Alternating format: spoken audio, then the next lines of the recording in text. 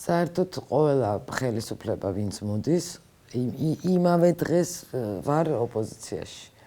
მაშინაც კი, როდესაც ნაციონალური მოძრაობა იყო და ელენე იყო მაშინ ხო მთავრობაში, მაშინაც აპროტესტებდი ყველაფერს საერთოდ. მეუბნებოდნენ კიდეც, რომ რაღაცას გიზამენ, იმიტომ რომ ისეთებს წერდა, ისეთებს ამბობ, რომ საშიშია და ეს არაფერს არ მეშინო და ყოველთვის ვაპროტესტებდი.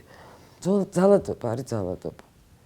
იქ ნაკლებად ძალადობდნენ, თუ აქ მეტად ძალადობენ, თუ იქ მეტად ძალადობენ. აი, არა აქვს მაგას მნიშვნელობა. ძალადობა არის ძალადობა. დიახ, მივეცი ხმა ამათ. იმიტომ ის უნდა დამთავრებულიყო. მე არ ვიცოდი, ვინ იყო ბიძინა ივანიშვილი, ხა ესე იმალებოდა ადამიანი და დიდი იმედი მქონდა, რომ მოვა და უკეთესი, ცოტა უკეთესი რაღაცა იქნებოდა. მივეცი ხმა.